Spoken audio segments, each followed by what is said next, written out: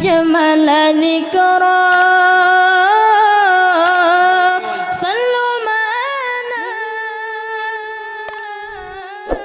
معنا يا حبا فهو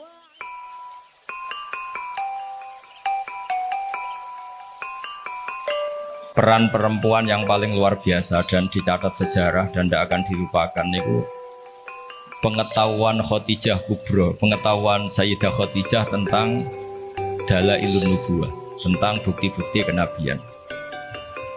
Dados dalam banyak literatur perempuan itu dibahas beberapa kali di Quran. Sing paling masyhur tentu Maryam. Wonten Imro'atu Fir'aun. Nak sing diceritakno beling padahal bojone soleh niku nggih Imro'atu Nuh dan Imro'atu Lut. Tapi niku mboten usah diceritakno, mergo niku sing perempuan gagal niku. Terus tapi kalau badhe cerita sekedhik, Sayyidah Khadijah niku garwane Rasulullah sallallahu alaihi wasallam. Beliau itu sudah baca buku banyak.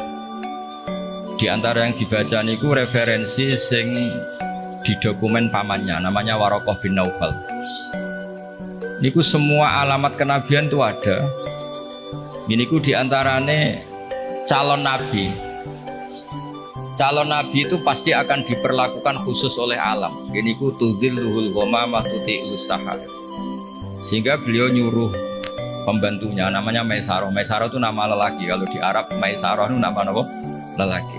Itu dikan ngawal nabi perjalanan teng Syam. Terus semua kriteria kenabian itu ada pada diri Rasulullah Shallallahu Alaihi Wasallam. Singkat cerita akhirnya beliau yakin, terus ngelamar. Terus riyen niku sing nglamar niku Khadijah.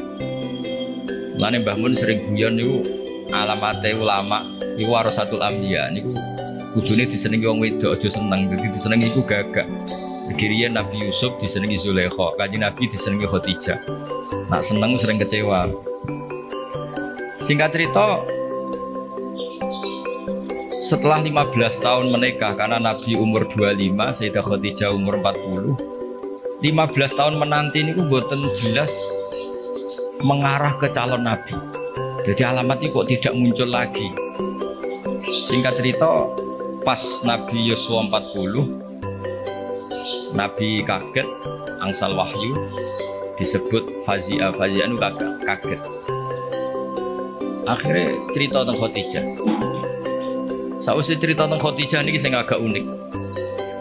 Dari sekian kriteria kenabian itu ditulis di buku, tapi ada yang dipunyai hanya oleh perempuan. Terus para peneliti lelaki itu tidak punya itu hanya perempuan dokumennya. Ketika sudah jadi nabi ini Khadijah matur, ya Rasulullah atau ya Zauji, itu masih panggil ya Zauji. Nanti kalau teman kamu Jibril datang bilang ke saya. Walhasil malaikat Jibril ini rawuh.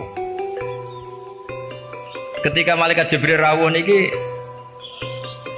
radi agak-agak gimana nih? Faka syafat ansaubiha.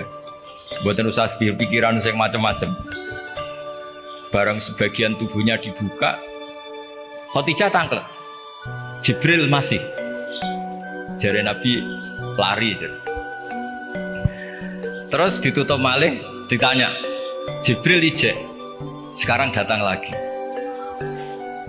Ternyata di antara dokumen yang dipunyai Sayyidah Khadijah, kalau Muhammad ini nabi betul, maka malaikat itu cirinya kalau melihat aurat perempuan tuh lari.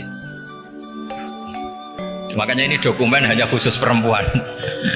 Padahal Khadijah ini tidak tahu malaikat tidak tahu, dan Nabi juga agak ngerti kalau posisinya dites. Jadi Nabi pas santai-santai mbek Khadijah bilang, engkau nak kancamu teko. Kalau istilahkan sohib hukum, kalau yang memberi wahyu kamu datang, bilang ke saya. Itu bukti seakurat-akuratnya. Kalau seorang Nabi itu ummi itu makun tata terimal kita bualal iman, Nabi ada tahu. Tapi definisi kenabian itu orang lain tahu semua. Maka kata para ulama, hampir semua ulama, andekan tareh itu menulis awaluman amana mutlakon, itu yang menang Khadijah, bukan Abu Bakar. Jadi partai perempuan yang menang. Jadi andekan cara penulisan sejarah itu siapa yang pertama iman secara mutlak, tidak melihat kelompok dan golongan, pasti yang menang itu Khadijah, seorang perempuan. Mau ini sing ngundang Bunyai dadi yang menang no partai perempuan. Dari kula ni rada wedi. Nggih, sing jelas niki pertama dan terakhir kula nuruti Mbah kula Mbah Jamil kalah tuwa. Nek. Karena saya muslimat. Saya itu diundang muslimat pusat beberapa kali dereng muni yo, ketoke kok ora ono sing luwih tuwa, dadi saged bali lho. Dadi dereng kula turuti hingga detik ini ketoke ora ono sing luwih tuwa. Tapi nak diundang sepuh kan sakit ngancam jadi sidik.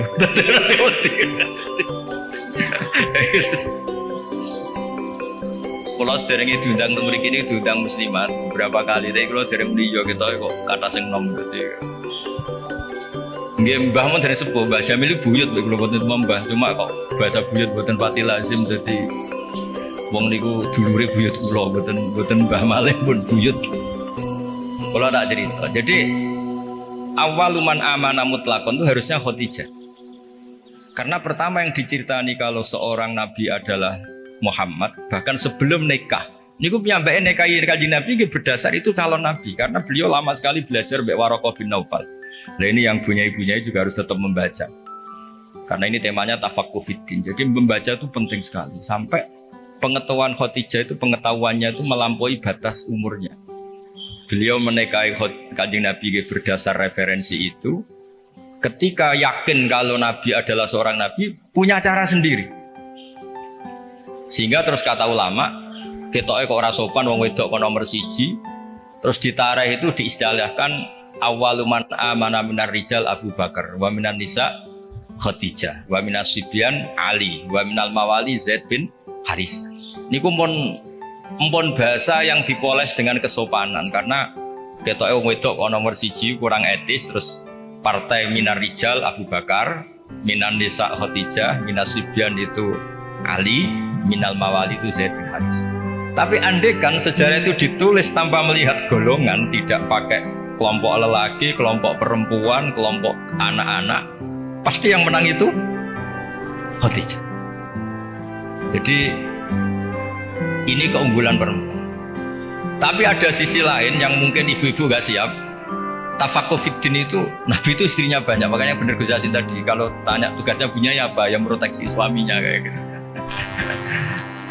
Saya pernah baca di kitab Fathul Bari, kenapa Nabi itu istrinya banyak. Itu diantaranya itu karena perempuan tuh orang paling nekat menceritakan jeleknya suami.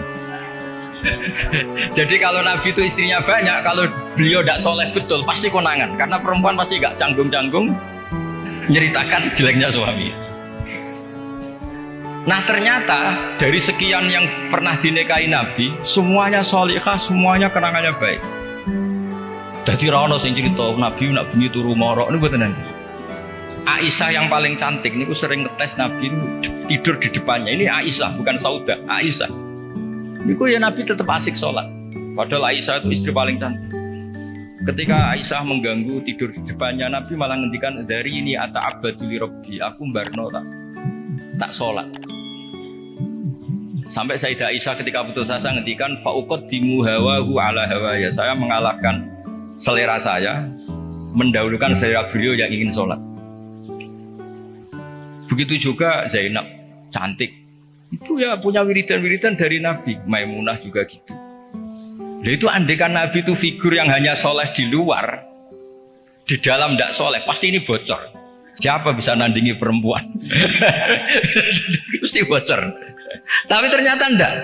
Makanya kata Ibnu Hajar al-Asqalani dalam kitab Fathul Bari itu, adallu dalilin ala nubuwati Rasulillah Muhammad sallallahu alaihi wasallam adalah cerita para istrinya.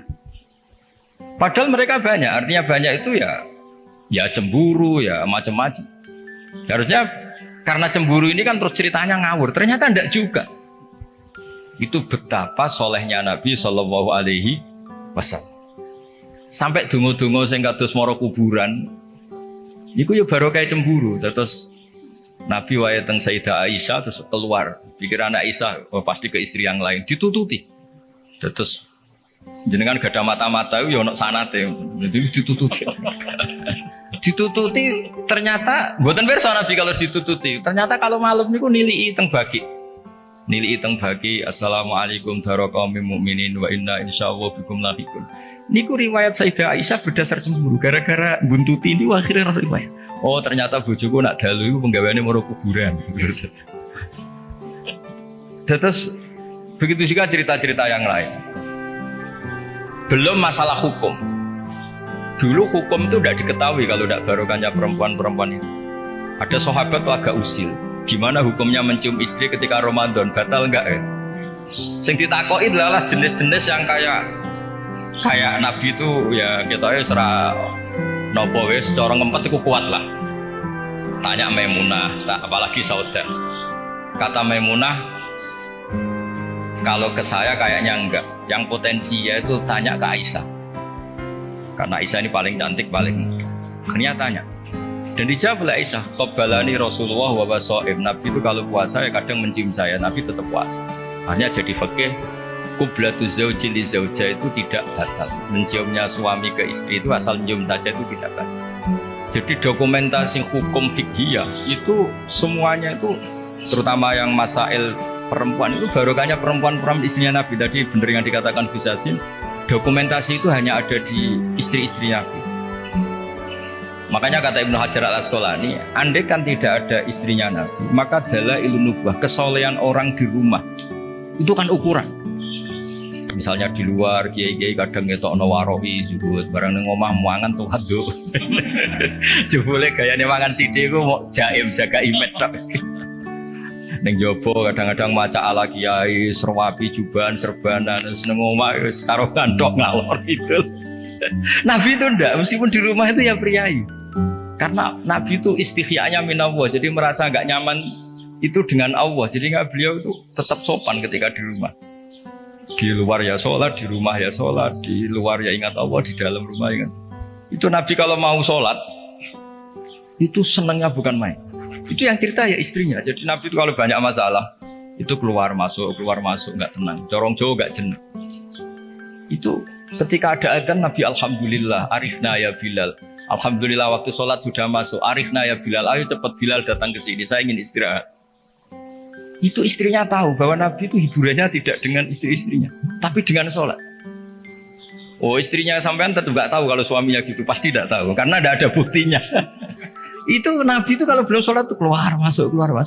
Tapi ketika waktu sholat terus arifna ya Bilal, ayo aku kasih istirahat Bilal. Tuh kalau mau sholat tuh senangnya bukan main. Makanya ngedikan wa qurratu aini fisol. Dan itu kesaksian seorang perempuan. Itu nggak mungkin nggak benar itu karena tadi sekali nggak benar. Digeger, sorong Jawa dikeranyam kira-kira gitu. Jadi ini cerita-cerita unik yang mungkin harus dikaji ya, karena ini disebut tafaqquh fiddin. Tapi perempuan juga ketika nyuwun sewu sudah tidak benar itu ya berat. Makanya ini yang kita harus hati-hati. Allah memberi contoh kepada orang-orang kafir, imra'ata Nuhi wa imra'ata Lut kanata tahta abdaini min ibadina sholihaini, tapi faqonata huma falam yughniya anhuma minallahi syai'a wa qila dkhulan nar ma'ad. Itu contoh yang perempuan gagal. Tapi perempuan yang sukses padahal suaminya itu enggak benar. Ada juga contohnya wa imra'ata Fir'aun. Sehingga di Indonesia alhamdulillah barokahnya Rasulullah sallallahu alaihi wasallam. Contoh yang pertama itu hampir jarang terjadi. Yang suaminya soleh, perempuannya tidak solihah itu jarang. Tapi kalau yang lelakinya tidak soleh, perempuannya tetap solihah itu banyak. Jadi alhamdulillah itu barokahnya Rasulullah SAW. Jadi kebalik kalau di Indonesia malah suaminya nggak bener, istrinya itu bener, solihah itu. Itu nggak benernya suami jenengan tuh cek sepele ini Fir'aun. Jadi di Quran tuh cerita ada orang solihah tuh istrinya Fir'aun, nggak tanggung-tanggung, tapi termasuk legenda. Jadi intinya Quran itu sangat mengapresiasi kesalehannya orang perempuan sampai ada surat Nisa, ada surat Mumtahanah, yang agak ekstrim ya surat Mujadilah. Ada yang baca Mujadilah, ada yang baca Mujadalah. Kalau Mujadilah berarti pakai isim fa'il, kalau Mujadalah pakai masdar. Nabi itu belum pernah dikalahkan sahabat. Tapi kalau sahabat perempuan itu komplain. Nabi kan ditanya, ya Rasulullah, saya ini didihar suami saya. Ya kalau sudah didihar ya kamu haram, nggak boleh kumpul dia. Yang benar ya Rasulullah, ini hukum Allah apa hukum jenengan? Puantah terus. Sampai Sayyidah Aisyah nggak terima. Kamu harus berhenti bantah Rasulullah. Ini Rasulullah jangan kamu bantah. Selagi hukum itu belum dicabut, jenengan tak lapor na Allah. Kacau tenan. Itu Kanjeng Nabi yang dilawan. Akhirnya ya Allah nuruti.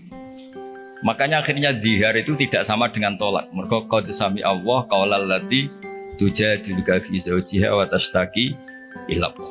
Terus dalam sejarah itu dereng ngenten hukum dirombak kecuali mergo dimune perempuan. Terus wae cara Pak Hasyim Muzadirian ora ana ki goblok kecuali mergo disentak bojone.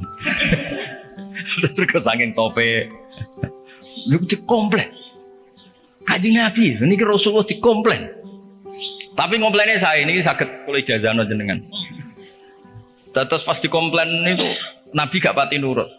Terus perempuan ini pulang, namanya Khawlah binti Sa'labah. Pulang sujud, ya Allah ini ketentuan Rasulullah berdasar hukum adat. Beliau juga gak ngakui kalau itu dari hukum Allah. Memang Nabi itu ada beberapa hukum yang Nabi sendiri kalau ditanya, ada hukum fikih yang memang minallah ini nggak bisa diotak-atik. Ada hukum yang dijalankan Nabi karena yang berjalan baru demikian. Ini mah agak jelimet di usul fikih. Yang nggak menekuni, saya mohon ini tidak jadi fitnah. Memang seperti itu. Jadi misalnya ada hukum-hukum yang kata dalam Islam itu kebaikan jahiliyah akan diteruskan dalam Islam dan keburukan jahiliyah akan dihentikan. Jadi kalau hukum jahiliyah itu bagus ya diteruskan. Makanya nikahul jahiliyah itu tidak ada yang dibatalkan oleh apa? Islam. Misalnya dua pasangan itu semua nikah kan zaman apa? Jahiliyah. Karena nikah itu bagus ya Islam tidak perlu mentajdid lagi, memperbarui lagi. Nah dihar itu zaman jahiliyah dianggap pantangan. Karena itu dianggap bagus ya Islam mau menetapkan dihar itu mirip tolak. Tapi yang ini dikomplain sama Khawlah. Komplainnya nggak tanggung-tanggung, dia ke kamar sholat sebanyak-banyaknya. Protes hukum ini ya Allah tolong dibatalkan. Ini gue gara-gara kayak perhitungannya ini gue kayak bujone ini gue ganteng suka. Nah, jadi soal hasil kakek perhitungan ini. Tapi gak tanggung-tanggung, maturi langsung be pengiran watas taki ilap. Wawahu yasma'u tahawurakuma. Jadi Nabi itu debat. Nabi betul nanti di tamu lanang debat nih. Mau itu nanti. Jadi nak ono kiai kalah mbek bojo meneh kiai Kanjeng Nabi on dilawan. Makanya itu masyhur cerita itu di surat Mujadilah atau Mujadalah. Jadi qaulal lati tujadiluka. Jadi kalau pakai isim fa'il fa huwa mujadilun berhubung muannas wa hiya mujadilatun. Masdarnya mujadalah. Ketika Umar radhiyallahu anhu jadi khalifah, ini Khawlah ini datang di tengah perjalanan yang panas dihentikan Umar. Itu diomongi kira-kira jam 11 sampai setengah 3 meh dhuwur iku entek. Sampai Umar pamit, "Mbah niki kula badhe dhuwurin. Wektune badhe telas." Pengawal Umar enggak terima, "Engkau Amiril Mukminin, kenapa berhenti karena orang tua ini?" Terus kata Sayyidina Umar, "Atadrimanil ajus, kamu tahu orang tua ini siapa? Ini Khawlah binti Sa'labah. Sami'aha Allah min fawqi sab'i samawat." Ini orang yang ketika protes didengar Allah dari langit 7. Ayasma'uha Allah wa la yasma'uha Umar. Allah aja mau mendengar, masa Umar tidak mau. Andai kan tidak ada sholat duhur, saya akan dengar sampai dia capek. Jadi sunahnya kiai kalau istrinya ngomel tolong didengar sampai capek. karena ijazahnya seperti itu. Tapi syarat perempuannya harus berkualitas kayak Khawlah binti Sa'labah. Jadi kalau protes itu pertama sujud dulu di kamar sampai Allah mendengar. Terus ini cerita-cerita perempuan, jadi keliru lah kalau Islam kadang dituduh sebagai agama yang meminggirkan perempuan, itu keliru sekali. Karena di Quran saja ada surat Nisa, nggak ada surat Rijal. Ada surat Mumtahanah, ada yang baca Mumtahinah juga. Ada syarat Mujadilah atau Mujadalah. Ini surat-surat jelas bintangnya ini perempuan.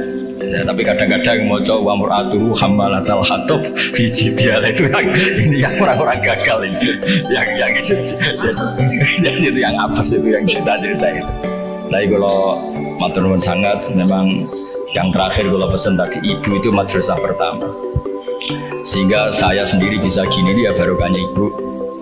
Semua orang lah punya di daerah kami, apalagi di daerah punya ibunya ini ada Mbak Jamil, ada semuanya lah. Ada nih Ulfa, kenangan kita ngaji ya sama ibu, pasti mulai kecil tuh sama ibu. Anak saya bisa baca Quran tuh ya karena istri saya, karena suang lanang bener Gus Yasin tadi. Fasul Masail jelimet-jelimet, anak Irung Salib Batara diulang. Jadi Fasul Masail gimana hukumnya sholat di Amerika, puasa di Amerika yang siangnya kadang 19 jam. Gimana hukumnya sholat di bulan, terus kiblatnya gimana, apa mengkurep apa gimana.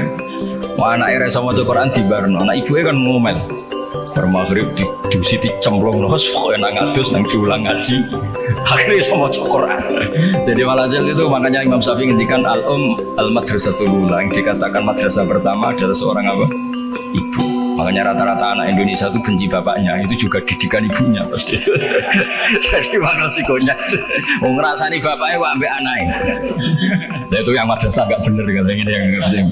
Tapi saya pastikan semua putra kiai yang bisa baca Quran itu udah ada yang barokahnya bapak, mesti barokahnya ibu. Nih Mbah Jamil sering cerita kula nus, pokoknya anakku so mondok Mekah Madinah baru kayak tak ulang, mereka anak abai gampang nyepuro. Wong lanang itu mesti, kula tuh kayak ngotot dilapori anak era sekolah nih santai jenenge wong lanang, kan sepurane gede, buat berke gede, ra jelas wong lanang itu kan kemungkinan hati ini gede atau udah berke gede. Tapi nah, ibu-ibu kan semua mas, dolanan diwamu, institusi, sekolah ngaji. Nah, wong lanang ora anak dolanan sowan nang wasi, bal-balan wasi. Sejak sore surup mulai lambi dicoplok rusuh ya asik. Wong ibu-ibu kan ndak. Cara cah cilik kok anut bapak iku goblok kabeh aku yakin. Goblok kabeh. Tapi nggih ngoten salah anut ibu nggih cerewet kabeh lan iki semua tengah-tengah. Tapi yang jelas Quran itu fair ya. Jadi cerita Imro'atan Nuh wa Imro'atan Lut. Tapi juga cerita Imro'atu Fir'aun. Artinya perempuan itu punya sejarah diasuh orang soleh nyun sewu gagal meskipun itu jumlahnya tidak banyak. Tapi juga punya sejarah diasuh orang nggak benar jadi perempuan yang luar biasa. Makanya kalau suwun tafaqquh fid din utamanya yang mengkaji Quran lah, karena Quran itu lengkap-lengkapnya kitab buah. Belum ada kitab suci mulai Zabur, Taurat, Injil selengkap apa? Al-Quran. Jadi kita tidak perlu berpikir kitab suci yang lain karena kita tidak tahu itu muharraf apa enggak. Karena kita Islam, soal yang pengikut yang lain gimana monggo. Tapi ini cerita sampai halal gini ya diceritakan Quran, cerita wanita yang nyun sewu gagal padahal suaminya soleh, yaitu Imro'atan Nuh sama Imro'atan apa? Lut. Tapi juga cerita perempuan tangguh padahal suaminya ini enggak soleh, bahkan enggak soleh kelas atas Fir'aun. Buatan terima togel, buatan terima dadu, buatan terima narkoba ini ngaku pangeran. Niki sinten? Ewa semono niku beda bojo solihah. Solihah standar dunia dan akhirat, buatan solihah standar organisasi. Niki solihah legal formal dunia akhirat, Allah sing ngaku ini. Ini kan luar biasa. Terus yang terakhir kalau cerita kesan untuk barokah Asma binti Abi Bakar. Niku Nabi mau hijrah, andai kan nggak melibatkan perempuan, nggak bisa. Karena Nabi ini hijrah itu kan sembunyi-sembunyi. Beliau itu sebagai manusia itu butuh makanan.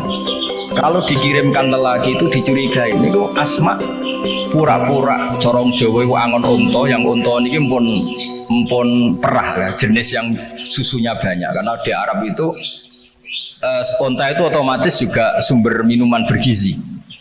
Niku pura-pura angon. Ternyata angonnya itu di kawasan yang dipakai sembunyi Kanjeng Nabi dan siapa? Abu Bakar. Dan jenenge wong wedok bener Gus Yasin tadi.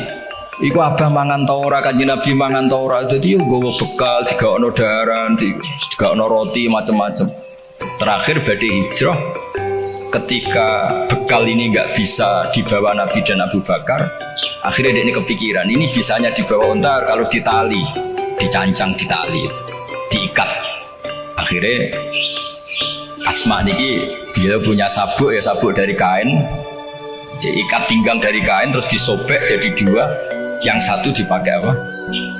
Mengikat daharan Nabi teng unta supaya nanti jadi bekal di jalan. Makanya Asma punya gelar Dzatin Nitaqan, kadang disebut Dzatin Nitaq, perempuan yang bersejarah dalam hijrahnya Rasulullah Shallallahu Alaihi Wasallam.